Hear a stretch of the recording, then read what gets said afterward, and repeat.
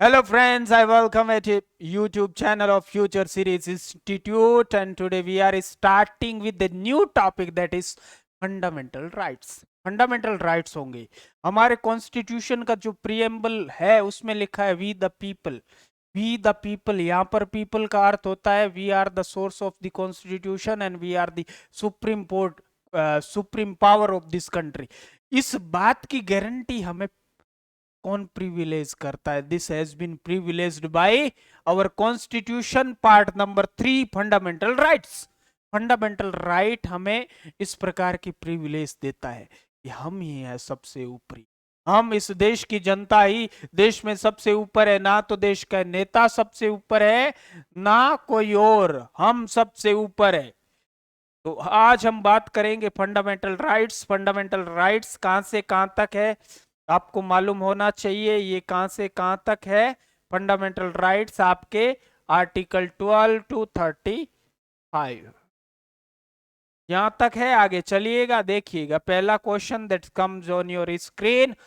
How many fundamental rights are there in the Indian constitution? In Indian constitution as present यहां पर कितने fundamental rights है? यहां पर 6 फंडामेंटल राइट्स है। कितने हैं? 6 फंडामेंटल राइट्स है। और आप देखिएगा एक फंडामेंटल राइट को 44th कॉन्स्टिट्यूशनल अमेंडमेंट हुआ था, कॉन्स्टिट्यूशनल अमेंडमेंट एक्ट आया था। Amendment act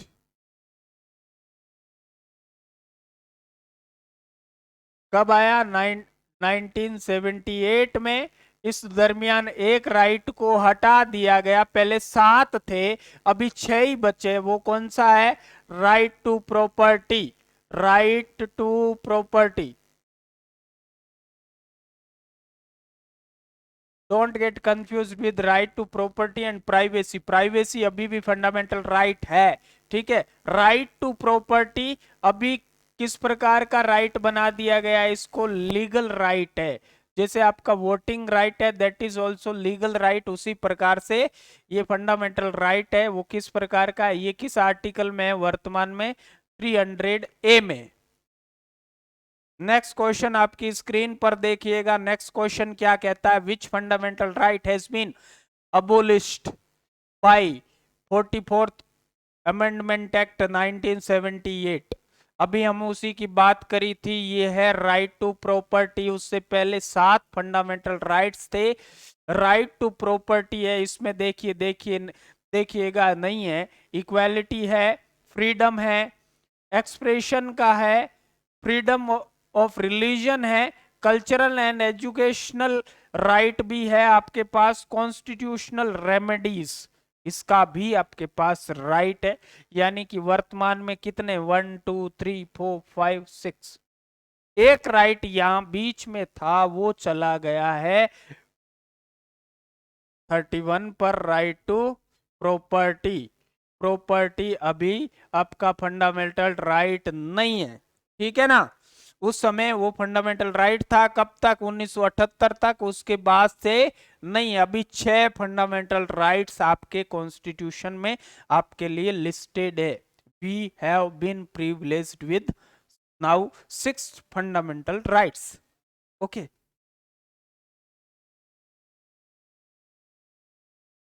Which article of the Constitution of India abolished untouchability? Untouchability किसके अंतर्गत? हमने ये राइट टू इक्वालिटी का पार्ट है। राइट टू इक्वालिटी कहां से कहां तक है?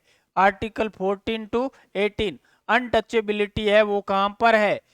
17 में। पहले अनटचेबिलिटी होती थी, इसलिए जो हमारे विजनरी लोग हैं जिन्होंने कॉन्स्टिट्यूशन बनाया, they formed the constitution, they are really very visionary. और उनको इस पूरी जो बुराइयां चल रही थी उसका पता था और उनका किस प्रकार से एबोलिशन किया गया। यहां से देखिए आप किस प्रकार से ये महिला, इसी महिला को, ये भी महिला है, ये भी महिला है, लेकिन ये ऊपर से पानी पिला रही है, देखिएगा, है ना। तो ये अनटचेबिलिटी को अबोलिश करने वाला आर्टिकल कौन सा है? 17 है। आपका करेक्ट आंसर इज डी। एक महिला दूसरी महिला का दुख नहीं समझ रही है, देखिएगा। Which article of the Constitution of India guarantees the equality of opportunity? Equality of opportunity, equality of opportunity की बात हो रही है यहाँ पर। Equal opportunity in case of job, equal opportunity। यहाँ पर देखिए ये कहां पर है, किस आर्टिकल में? ये भी राइट टू इक्वालिटी है, but it is in article 16। 16 में क्या है? इसमें ये है। 14 में क्या है? 14 में लो के समक्ष आप, कानून के समक्ष समानता है, equality before low and equal protection of low. ये आर्टिकल 14। और 13 में क्या है? 13 में ये कहा गया है कि जो प्री इंडिपेंडेंट और पोस्ट इंडिपेंडेंट जितने भी लॉ बने, as many laws were made pre independent India and post independent India, if they are infringing, if they are making any kind of violation, any kind of infringement in your fundamental rights, then according to article 32 you can go for constitutional remedies to the supreme court। Supreme court में जा सकते हो, writ लगा सकते हो। और supreme court क्या करेगा? जो प्री इंडिपेंडेंट और पोस्ट इंडिपेंडेंट कोई भी नियम आपके फंडामेंटल राइट का ह्यूमिलिएशन करता है तो ये उसको रद्द कर देगा, इन दोनों को। चल हट यहां से, है ना। तो ये आर्टिकल 13 बताता है। 17 अनटचेबिलिटी को एबोलिश करने के बारे में। नेक्स्ट क्वेश्चन, नेक्स्ट क्वेश्चन देखिएगा, which fundamental right has been added to the constitution by 86th amendment of the Indian Constitution in 2002। हालांकि ये लागू कब किया गया है? 1 अप्रैल 2010 से ये लागू किया गया है। राइट टू एजुकेशन आया था 2009 में, उसके बाद 2010 से इसको लागू कर दिया राइट टू एजुकेशन। और right to education is where it is in article 21A, इसमें डाला गया है। आर्टिकल 21A में डाला गया। 21 क्या है? राइट टू लाइफ, जीवन जीने का अधिकार देता है। Right to live a dignified life, not a simple life, dignified, है ना। जीवन जीने का अधिकार देता है। शादी का अधिकार कहां है? शादी का अधिकार भी 21 में, शादी का अधिकार 21 में, और शादी के लिए प्रपोज करने का अधिकार 19 में, बोलने का अधिकार। आपने बोला है ना, शादी करोगे क्या? Want to get married to me? Yes or no? या इसमें कह सकते हैं। लेकिन शादी करने का अधिकार दैट इज आर्टिकल 21, यानी एक डिग्निफाइड लाइफ जीने का अधिकार है। नेक्स्ट देखिएगा, विच आर्टिकल, जैसे हम आपको मैं बता देता हूं, आगे बता दूंगा, चलो कोई ना। विच article of the Indian constitution guarantees the equality of opportunity? Equality of opportunity की कौन सा आर्टिकल है वो बात करता है? वो करता है आपका 16 आर्टिकल, इक्वल अपॉर्चुनिटी की बात करता है जॉब में। ठीक है, ये 16 यानी कि सी। नेक्स्ट क्वेश्चन देखिएगा, नेक्स्ट क्वेश्चन क्या है? ओ ये तो हो गए, हाँ ये है। Which article is cultural and educational rights के बारे में है। कल्चरल एंड एजुकेशनल राइट्स, आप जो कल्चर है आपकी परफॉर्म करिएगा, एजुकेशन का भी आपको राइट है। ये आर्टिकल किस में है? कल्चर की एजुकेशन के बारे में। It is in B 29 and 13, है ना, जैसे मदरसे वगैरह है। Which article of the Indian constitution did doctor B.R. Ambedkar, Bhimrao Ambedkar termed is the heart and soul of Indian constitution? ये आर्टिकल 32, क्योंकि ये कॉन्स्टिट्यूशनल रेमेडीज एंड रिट के बारे में है, if your fundamental rights are humiliated, infringed or violated by any of the institution or by any of the person, then you can approach the Supreme Court as per Article 32 of the Indian Constitution, right? तो ये 32 बहुत खतरनाक है। Next question देखिएगा, which features of Indian constitution was borrowed from USA. USA से हमने fundamental rights लिए हैं, और fundamental rights Magna Carta of India भी हम इसको कहते हैं। ये पार्ट 3 में है, पार्ट नंबर 3। और यहाँ पर ओरिजिनल में आप देखोगे भगवान रामचंद्र जी, सीता जी और लक्ष्मण जी की फोटो लगे।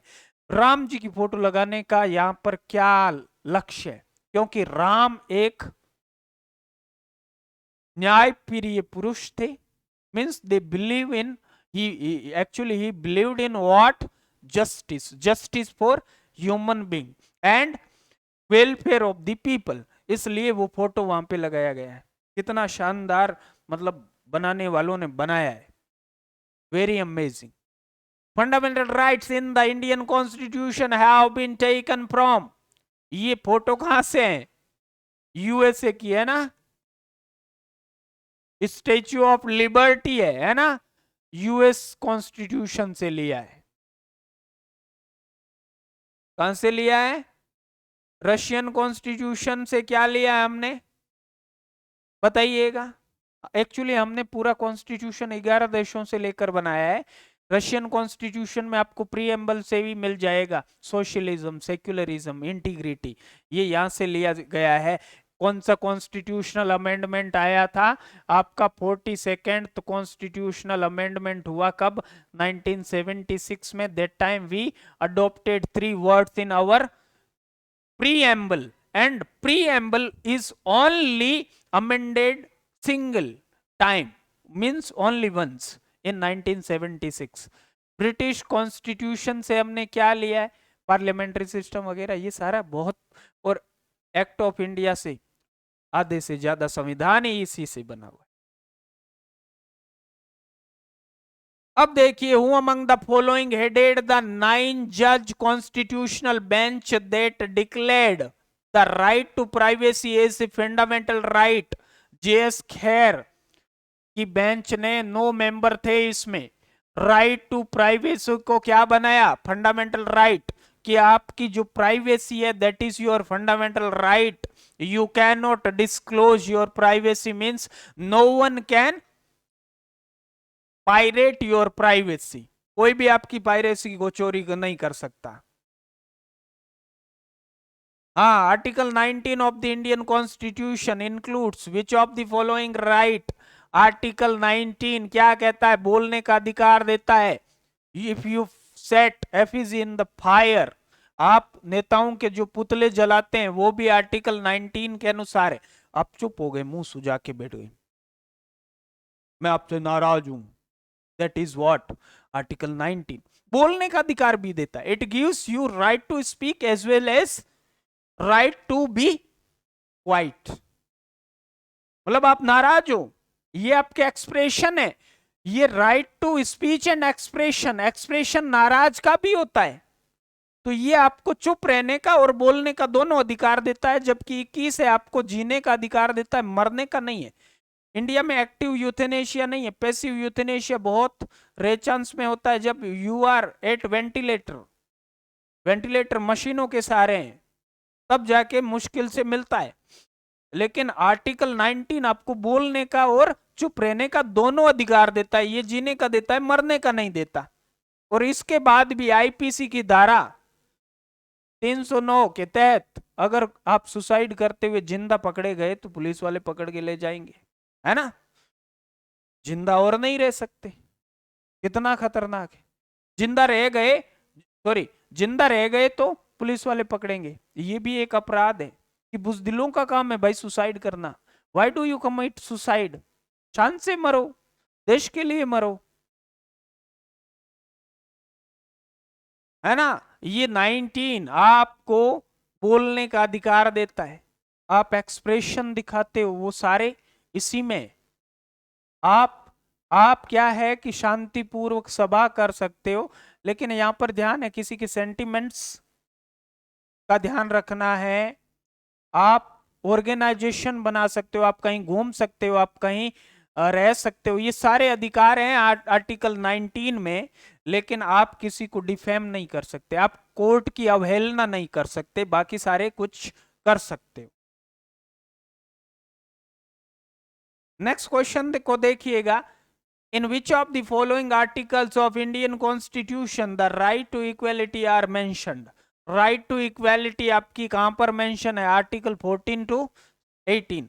14 टू 18 कई बार नंबर पूछ लिए जाते हैं, कितने आर्टिकल? 14, 15, 16, 17, 18, 5 है। How many articles are there? 14, 15, 16, 17, 18, 5 articles are there. Now next, which part of the constitution contains the fundamental rights of citizen? Citizen के फंडामेंटल राइट्स किस पार्ट में? Part number 3 of the constitution. यहां पर fundamental rights है, fundamental rights के बारे में दे रखा है।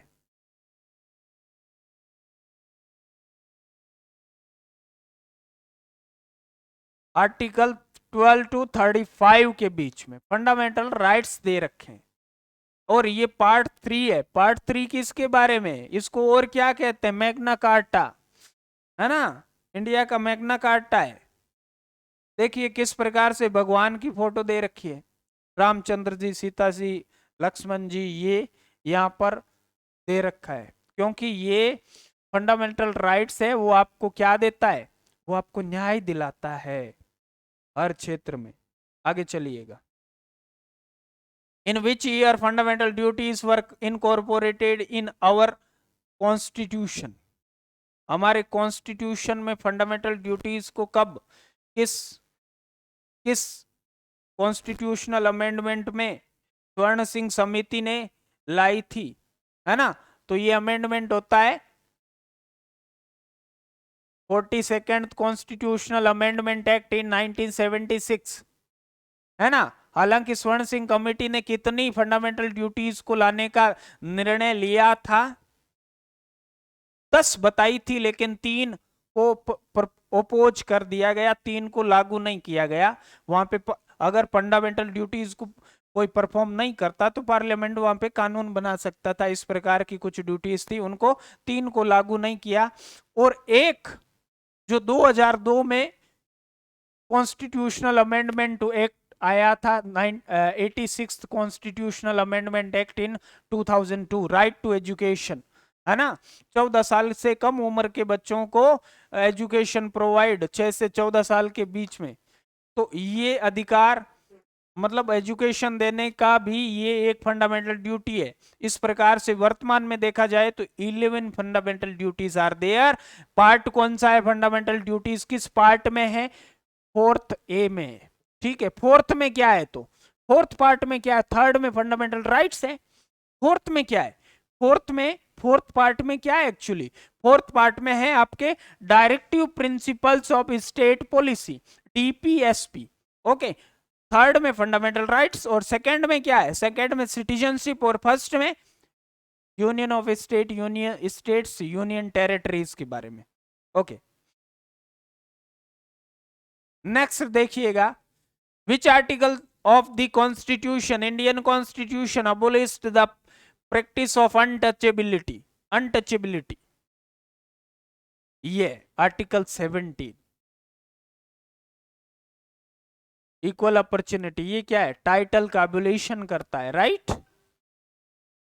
आगे चलिएगा, the scope of article 21 of the Indian Constitution was expanded to include the right of education because of the decision of Supreme Court in the case of उन्नी Krishnan and Andhra versus Andhra Pradesh का ये केस आया था। आपका करेक्ट आंसर क्या है? ए है।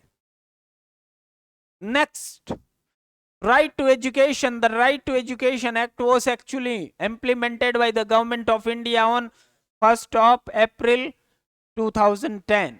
Correct answer is D. Right to Education 2009 में आया था. आगे देखिएगा, in the Indian constitution as per fundamental rights abolition of untouchability is a what. Untouchability क्या है? राइट टू इक्वालिटी है, क्योंकि अनटचेबिलिटी इज इन आर्टिकल 17 और राइट टू इक्वालिटी 14 to 18 के बीच में, यानी कि ये कहां पर है?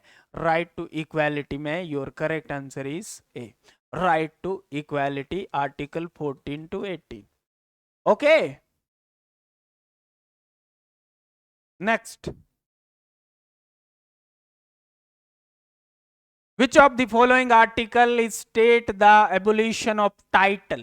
टाइटल का एबोलिशन कौन करता है भाई? 18 article. Correct answer is A. Abolition of title article 18.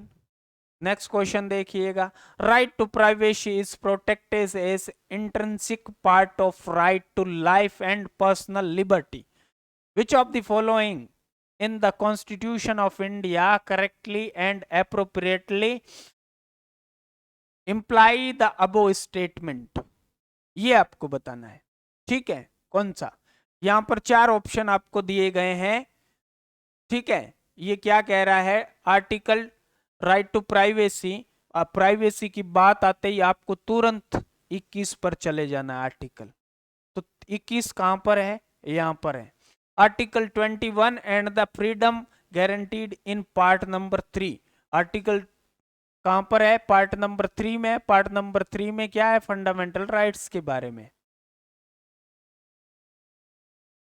Rights के बारे में. ओके,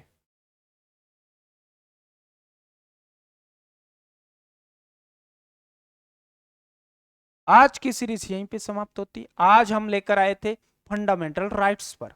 फंडामेंटल राइट्स आपको डिग्निफाइड लाइफ दिलवाते हैं, आपको एजुकेशन दिलवाते हैं, आपको बोलने का अधिकार, आपको तमाम प्रकार के अधिकार. You have been privileged with many rights from your birth to your death. These are privileged by the Constitution in part number 3, fundamental rights. Thank you for listening me attentively. Jai Hind, Jai Bharat.